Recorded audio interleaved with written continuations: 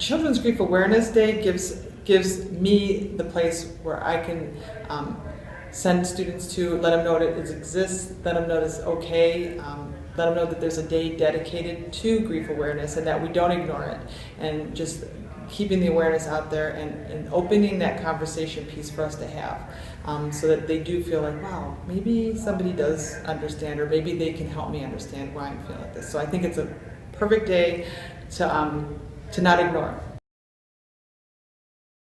It's important, I think, for the outlet. I think students come to school with so much that they carry, and so many things that they have to keep inside, and acknowledging that it's okay to talk about, and you have a safe place to talk about it. And as school people, we don't always have, I would say, every single resource. We don't know everything out there, and when we have the experts we can rely on to really help our students through the grief, because when they come in here with grief, it's going to stop a lot of things for them when they can't talk about it.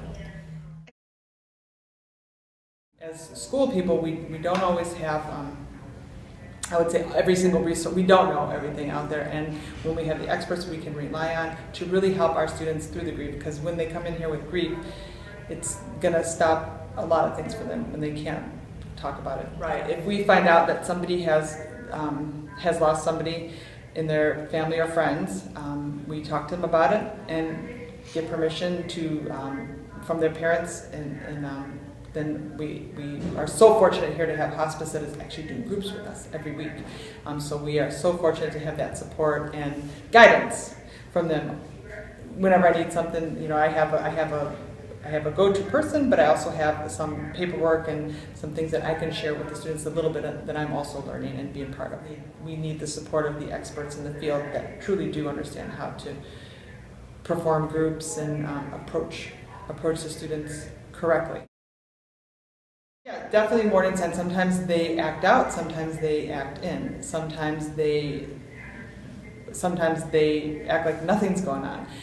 So the warning signs are all out there. You just have, if you know your students and you know what's going on. And what I think is wonderful is a lot of other students will come and talk to me about a student having a problem. So they know that maybe that student can't say something, but they'll say, hey, my friend is going through, they just lost their brother, they just lost somebody very important to them, and they're able to connect us. So sometimes it's very obvious, and sometimes it's not so obvious, and sometimes it's brought to us by their friends and their peers here at school. I think withdrawal is probably the biggest sign, that's probably the most. I rarely see kids acting out, but withdrawing, not wanting to talk about it because it is uncomfortable.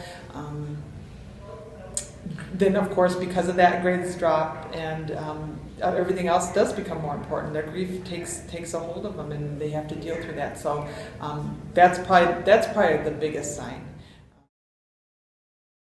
Sometimes it's right away, and nobody can tell you how to grieve.